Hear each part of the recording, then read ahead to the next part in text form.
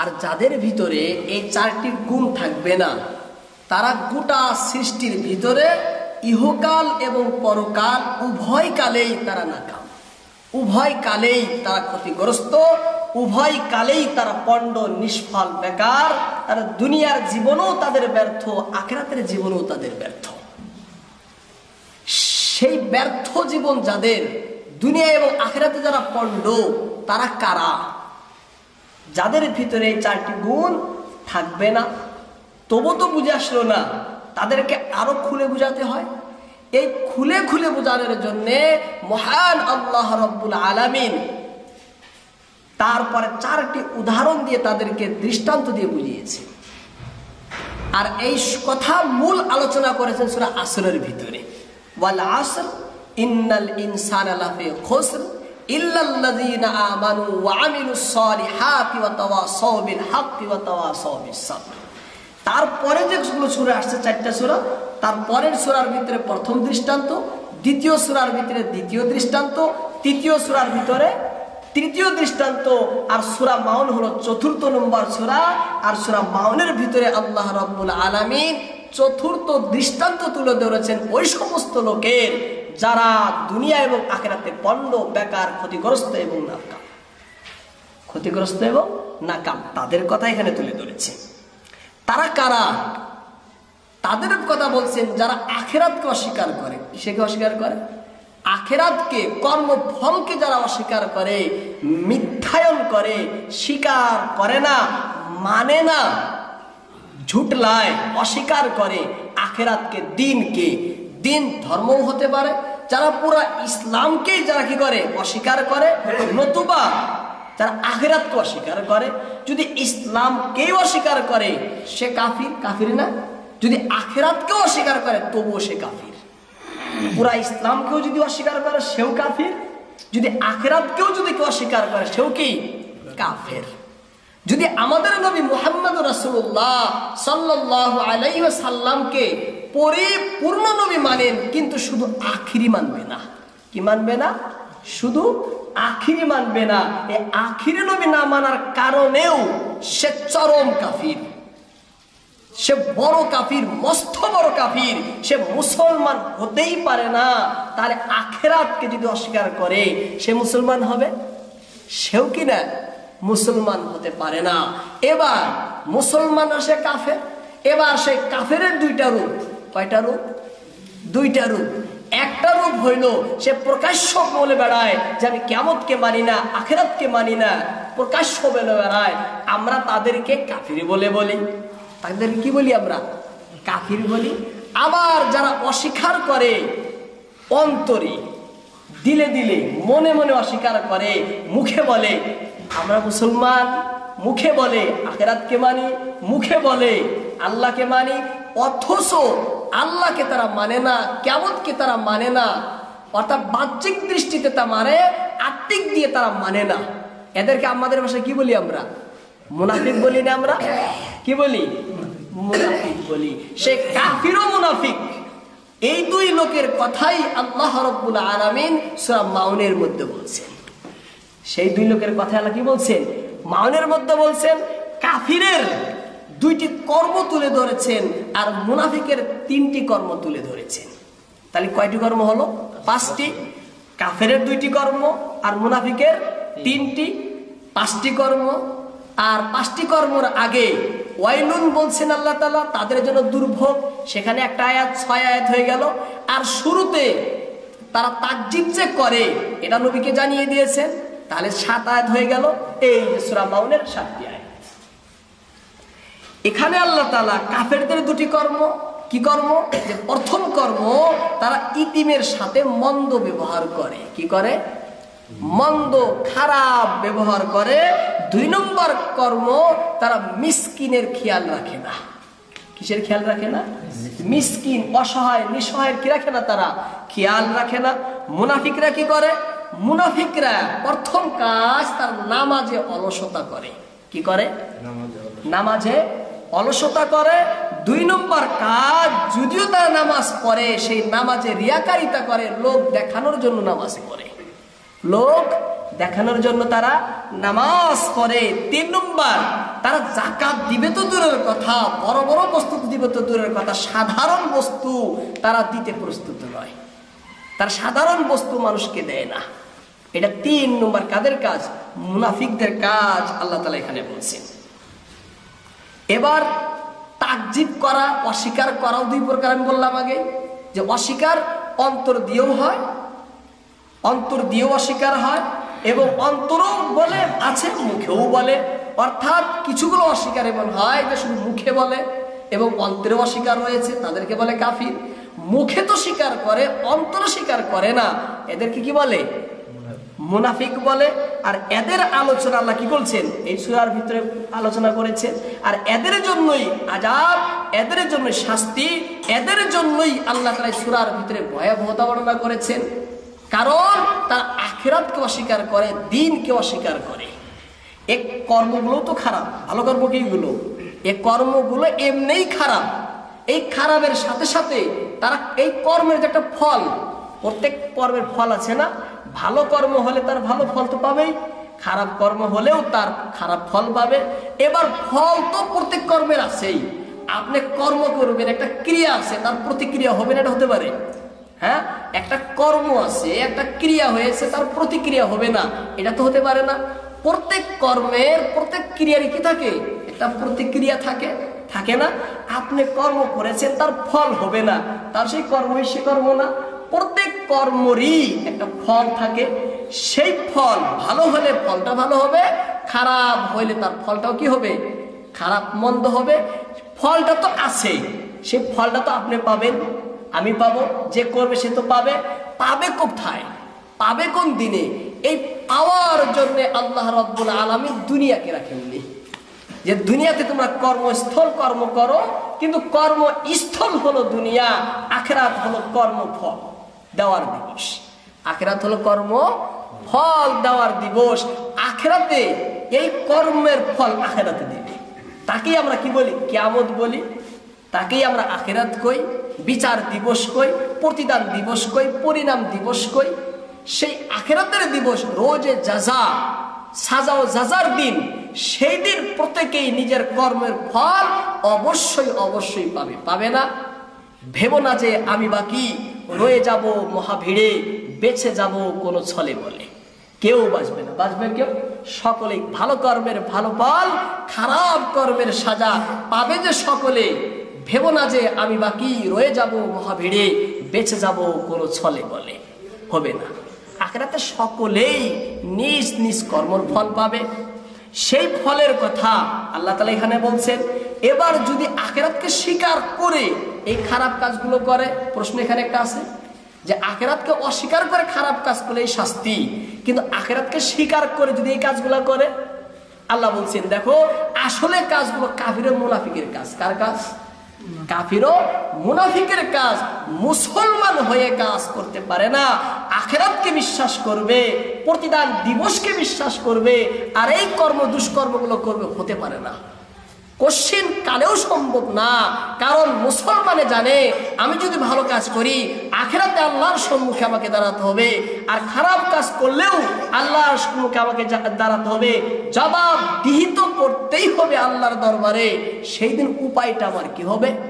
মুসলমান আখিরাতকে পরিপূর্ণভাবে বিশ্বাস করে। সুতরাং আখিরাতে মুসলমানে কোশ্চিন কালেও কখনো কদাপিও এই কাজগুলো করতে পারে না, কোশ্চিন কালেও করতে পারে না। হঠাৎ যদি করে ফেলেই মুসলমানে, করতে তো পারে না, হঠাৎ যদি করে ফেলেই, হ্যাঁ যদি মুসলমান তবুও করে এই কাজগুলো, তাহলে সে মুসলমান থেকে কেটে যাবে না, তার পাপ হবে, মহা অপরাধে অপরাধী সাব্যস্ত হবে, বহুত বড় সে কি হবে? গুনাহগার হবে। কিন্তু তার জন্য এই আয়াতে বর্ণিত শাস্তির বিধান প্রযোজ্য হবে না, তার শাস্তি অন্য হবে। তার শাস্তি অন্য, পাপের শাস্তি সে ভোগ করবে। কিন্তু এই সূরার ভিতরে যে শাস্তির বিধান আল্লাহ উল্লেখ করেছেন, সেই শাস্তি আমরা কাফির ও মুশরিকদের জন্য, মুনাফিকদের জন্য, মুসলমানের জন্য না। সেই শাস্তি কাদের জন্য না? মুসলমানের জন্য না। প্রথম আয়াত, আরাআইতাল্লাযী ইউকাযযিবু বিদ্দীন। আল্লাহ তাআলা নবীকে বলেন, হে আমার হাবিব, আপনি সেই ব্যক্তিকে কি দেখেছেন, সেই ব্যক্তি সম্পর্কে কি আপনি জ্ঞাত যে দিনকে মিথ্যায়ন করে, অস্বীকার করে, যে দিনকে মিথ্যায়ন করে, অস্বীকার করে, বিশ্বাস করে না। এবার দিন কি বস্তু এ সম্পর্কে শাহ আব্দুল আজিজ মুহাদ্দিসে দেহলভী বলেন যে দেখো, দিনের দুটি অর্থ হতে পারে। আমি শুরুতেই বলছি যে দিন মানে কিয়ামত হতে পারে, দিন মানে পুরা ইসলামও হতে পারে, পুরা ইসলামও হতে পারে। লাকুম দীনুকুম ওয়ালিয়া দিন, তোমাদের কাছে তোমাদের দিন, আমাদের কাছে আমাদের দিন। এখানে দিন মানে কি পুরা ইসলাম না? ইন্নাদ দীনা ইনদাল্লাহিল ইসলাম, আল্লাহর কাছে দিন বলতে একমাত্র ইসলাম। অনেক জায়গায় দিনকে ইসলাম আল্লাহ বুঝাইছে, সেই জন্য এখানে দিন বলতে কি হতে পারে, দিনও হতে পারে। আবার দিনের অর্থ পুরস্কার এবং পরিণামের দিনও হতে পারে, কারণ মালিক ইয়াউমিদ্দিন, আল্লাহ হলে ইয়াউমুদ্দিনের মালিক। এখানে দিন মানে কি সেই পরিণাম ও প্রতিদান দিবসের মালিক। সেই জন্য দিনের অর্থ কয়টি হতে পারে, দুইটি হতে পারে। যে অর্থই নেবেন দুটাই শুদ্ধ। থানভী রহমতুল্লাহ আলাইহি বলেন দেখো, তাকফির তাকজিব অস্বীকার করা আসলে দুই প্রকারের। কুফরি করে অস্বীকার করা যায় এবং নিফাকিও করেও, অর্থাৎ মুখে এবং অন্তরে উভয় প্রকারে মানলাম না। আর একটা মুখে মানি অন্তরে মানি না, দুই প্রকার হলো না? হ্যাঁ, হযরত পালনপুরী রহমতুল্লাহ আলাইহি বলেন যে দেখো, আসলে মানুষে অস্বীকার করেই দুই প্রকারে। অস্বীকার করেই কয় প্রকারে? দুই প্রকারে, দুই ধরনেরই অস্বীকার হয়। অস্বীকারে আর অন্য কোনো প্রকারই নাই, অন্য কোনো কি নাই, প্রকারই নাই। দুই প্রকারেই মানুষ অস্বীকার করে, তৃতীয় কোনো অস্বীকার করে প্রকার নাই। একটা হলো কি অন্তর দ্বারা অস্বীকার করা। কি করা? অন্তর দ্বারা অস্বীকার করা। অন্তর দ্বারা অস্বীকার মানে অন্তরের ভিতরে বিশ্বাস নেই, অন্তরের ভিতরে আস্থা নেই, অন্তরের ভিতরে ইয়াকিন নেই, তাসদিক নেই। আর যারা অন্তর থেকে যারা বিশ্বাস করে না তাদেরকে কাফির ও মুশরিক বলা হয়। তাদেরকে কি বলে? কাফের ও মুশরিক বলে। সে পশ্চিম কালেও মুমিন হতে পারে না, মুসলমান হতে পারে না। হবে সে মুসলমান, অন্তর থেকে আখিরাতকে অস্বীকার করবে, দিনকে অস্বীকার করবে, আর বলবে আমি মুসলমান, আমি মুমিন। কশিন কালেও সে মুমিন এবং মুসলমান হতে পারে না। দ্বিতীয় হলো আমল ও কর্ম দ্বারা অস্বীকার করবে। আমল ও কর্মের দ্বারা কি করবে? অস্বীকার করবে। আমি যদি আপনাকে ভালোবাসি, ভালোবাসা তোমার অন্তরে, অন্তরে না? এই ভালোবাসার কারণে আমি আপনার চপ্পল সিধা করে দেই, এই ভালোবাসার কারণে আমি আপনাকে মুসাফা করি, এই ভালোবাসার কারণে আমি আপনাকে আদর আপ্যায়ন করি, এই ভালোবাসার কারণে আপনি আপনার সাথে মুসাফা মুআনাকা করি, এই ভালোবাসার কারণেই আমি আপনার দাওয়াত খাই, আমি আপনাকে দাওয়াত দেই, এই ভালোবাসার কারণেই আমি আপনাকে হাদিয়া দেই, আমি আপনার হাদিয়া গ্রহণ করি। এবার আমি বলছি আপনাকে খুব ভালোবাসি, আপনাকে দাওয়াত, আপনার দাওয়াতও যাই না, আপনাকে দাওয়াতও দেই না। দাওয়াত দিছেন আপনি, চাই না, অস্বীকার করলাম। আপনাকে দেখলেই মুখটা ফিরিয়ে নেই, আপনাকে দেখলেই মুখটা আমি অন্যদিকে ঘোরাই, আপনাকে দেখলেই আমার অন্তরে জ্বালা সৃষ্টি হয়ে যায়। একে ভালোবাসা বলে। এই আমলেই বলছে যে আপনি তাকে ভালোবাসেন না, তাই না? আমলেই বলছে না? আমি যতই মুখে বলি আমি খুব মহব্বত করি, খুব ভালোবাসি, ভালোবাসার প্রমাণ আমলে দিবে, কার্যে দিবে। সেই জন্য বলছে যে অস্বীকার করার দ্বিতীয় পদ্ধতি হলো আমল এবং কর্মের দ্বারা অস্বীকার করা। কি করা? আমল ও কর্মের দ্বারা কি করা? অস্বীকার করা। একেই বলে নিফাকে আমলি। একে কি বলে? আমলের দ্বারাই নিফাক। এটাও একও মুনাফিক বলে। নিফাক আসলে দুই প্রকার, নিফাকে ইমানি, নিফাকে আমলি। ইমানগত নিফাক, আমলগত নিফাক, উভয় প্রকারকে কি বলা হয়? মুনাফিক বলে। ইমানি যারা নিফাক তারা কাফির, আর আমলি যারা নিফাক তারাই হলো কাফির না, কিন্তু ফাসিক। তারা কি?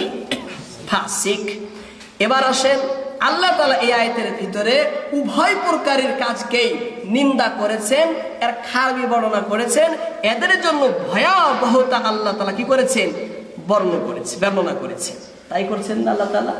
আল্লাহ বলছেন আরাইতাল্লাযী ইউকাজ্জিবু বিদ্দীন, অর্থাৎ হে নবী, জগতে এমন লোক আছে যাদের মস্তিষ্ক রয়েছে, ব্রেন রয়েছে, বুদ্ধি শক্তি যাদের রয়েছে, বুদ্ধি শক্তি মস্তিষ্ক সম্পন্ন হওয়া সত্ত্বেও তারা সেই দিনকে অস্বীকার করে, আখিরাতকে অস্বীকার করে, প্রতিদান কর্মফল দিবসকে অস্বীকার করে।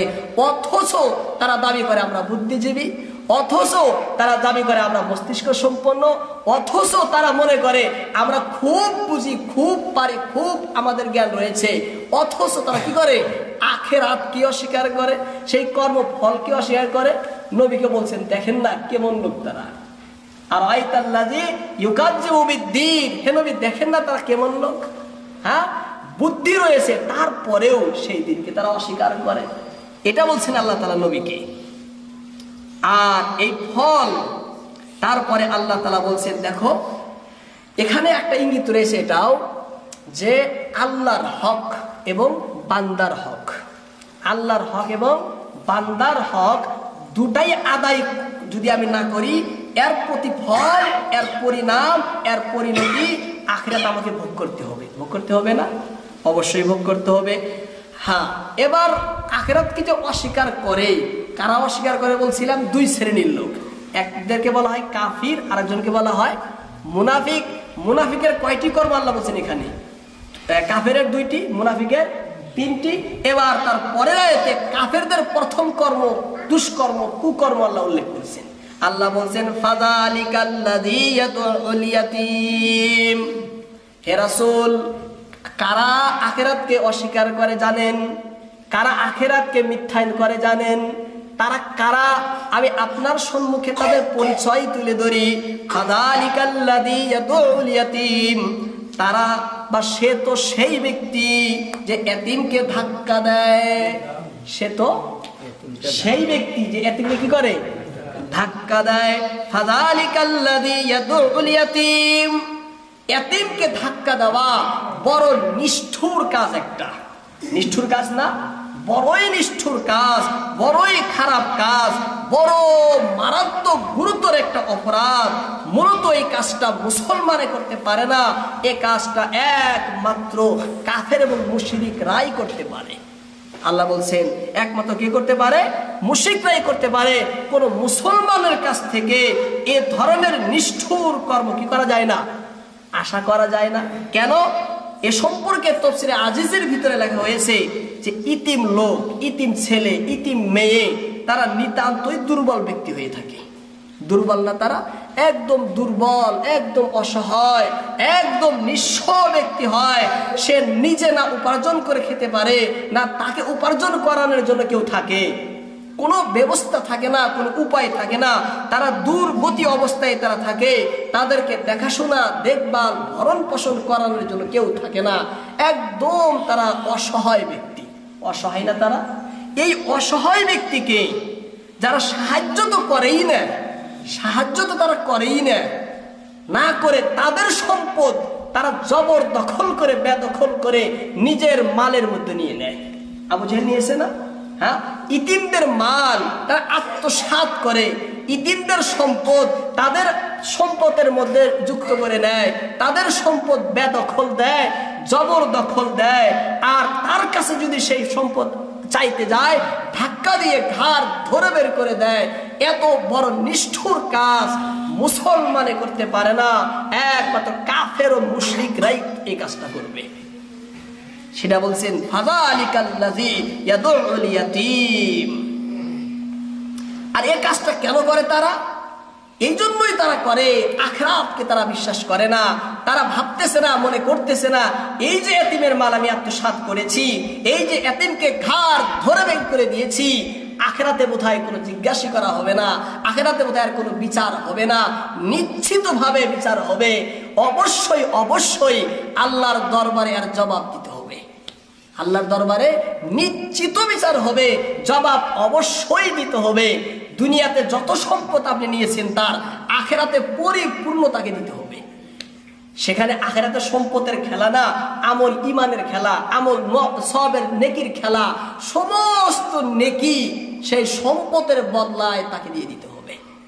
যদি আপনার নেকি যদি কম পড়ে যায়, সেই ছেলে যত পাপ গুনাহ করেছে ওই পাপ আপনাকে নিতে হবে। সেই জন্য আল্লাহ নবী বলছেন যে দুনিয়ার আখিরাতে ওই ব্যক্তি সব থেকে কাঙ্গাল যার নামাজও অনেক থাকবে, রোজাও অনেক থাকবে, নেকি ওঠেন তার নেকি, কিন্তু অনেক পাওনাদার তার থাকবে। সকল পাওনাদারকে দিতে দিতে সমস্ত নেকি শেষ হয়ে সর্বশেষ তাদের পাপ গুনাহ নিয়ে সে জাহান্নামে যাবে। এই ব্যক্তির থেকে কাঙ্গাল আর ফকির আর কেউ নেই আখিরাতে। সেই জন্য ইতিমের মাল ভক্ষণ করা থেকে বেঁচে থাকা দরকার, বেঁচে থাকা দরকার না? এবার প্রশ্ন জাগে যে এমন দুষ্কর্ম করার কারণটা কি? তারা ধাক্কা কেন দেয়? তারা ইতিমের মাল কেন আত্মসাৎ করে? কেন তাদেরকে দেয় না? এর একটা কারণ আছে না? নাই? এর অবশ্যই কারণ আছে। এর উত্তরে আল্লাহ তাআলা বলেন যে দেখো, এদের অন্তরের ভিতরে মালের মোহাব্বত রয়েছে। কি রয়েছে? মালের মোহাব্বত, মালের প্রেম তাদের অন্তরে রয়েছে। তারা প্রকৃত বখিল, নিতান্তই বখিল, কৃপণ। তারা এই কৃপণই হলো তাদের অন্তরের বেমার। এই কৃপণই হলো তাদের অন্তরের বেমার। এই কৃপণতার কারণে, বখিলতার কারণেই তারা সেই ইতিমের সম্পদকে কি করে? আত্মসাৎ করে। ওয়ালা ইয়াহুজ্জু আলা তুআমিল মিসকিন। তারা এত কৃপণ, এত বখিল, নিজে তো দান করেই না, নিজে তো দেয়ই না, নিজে তো কোনো কিছু উপকার, দয়া, প্রতিদান, অনুগ্রহ কাউকে বিলকুলই করে না, নিজে তো করেই না, অন্য কেউ উদ্বুদ্ধ করে না, অন্য কেউ উৎসাহিত দেয় না, অন্যকেও বলে না যে অল্প গরিবকে সহায় করো। হ্যাঁ, নিজে পারলেও করে না, যদি না পারে তাও অন্যকে কয় না। ওয়ালা ইয়াহুজ্জু, সে উৎসাহিত করে না, উদ্বুদ্ধ করে না কিসে? আলা তুআমিল মিসকিন, অসহায় মিসকিনকে খাদ্য দানে, অন্ন দানে অন্যকে উৎসাহিত করে না, উদ্বুদ্ধও করে না। এত বখিল, এত কৃপণ সে ব্যক্তি, এত কৃপণ, এত বখিল। এই বখিল একমাত্র কাফির ও মুশরিক হতে পারে। কোন মুসলমান আখিরাতকে বিশ্বাস করবে আর এমন কৃপণতা অবলম্বন করবে কশিন কালেও হতে পারে না। ওয়ালা ইয়াহুদ্দু আলা তুআমিল মিসকিন। এবার বলবেন সে ধাক্কা দেয়, কোন কারণে ধাক্কা দেয়, এর ভিতরেও কোন মাসলিহাত আছে যে সে ইতিমকে শিক্ষা দেয়, মানে ট্রেনিং দেয় বা বুঝায় যে তুমি নিজে কর্ম করে খাও, এই কারণে নাকি? আল্লাহ বলছেন না, না, এই কারণে না। মানে ভালো কোনো কারণ এখানে কি নেই? নেই। আসল কারণ হলো এখানে কৃপণতা, আসল কারণ হলো বখিলি, আসল কারণ হলো তার অন্তরের আত্মিক রোগ, আসল বেমার হলো তার অন্তরের বেমার। সে ভালো কারণে, কোনো ইয়ের কারণে সে কি করে না? বিরত রাখে না। তাহলে এখানে চিন্তার বিষয় না? চিন্তার বিষয় কি? যে সামান্য ইতিম, অসহায়, এদেরকে ধাক্কা দেওয়া, এদেরকে ই করাতে এত বড় ভয়াবহতা আল্লাহ বর্ণনা করেছেন। তাহলে আল্লাহর হক যদি আমি খর্ব করি, আল্লাহর হককে যদি কি করি?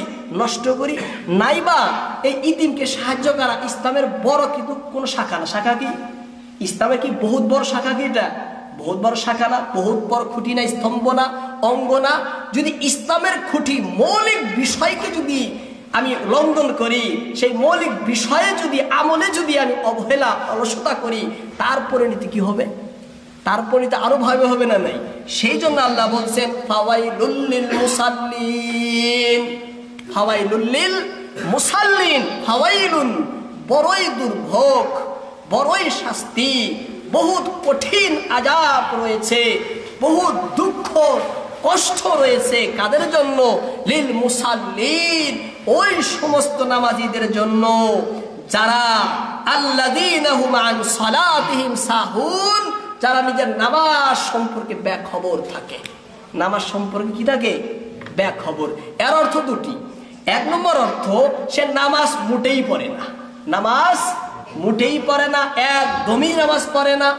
দ্বিতীয় অর্থ, যদি সে নামাজ পড়েও সহি শুদ্ধভাবে পড়ে না, সঠিক নিয়মও পড়ে না। এবার সঠিক নিয়মে না পড়ার অনেক ধরন আছে না?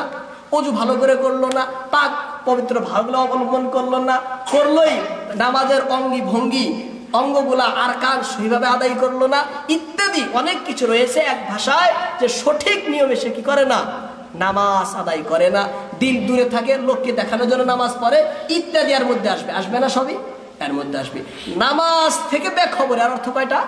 দুইটা। এক নম্বর, সে নামাজই পড়ে না।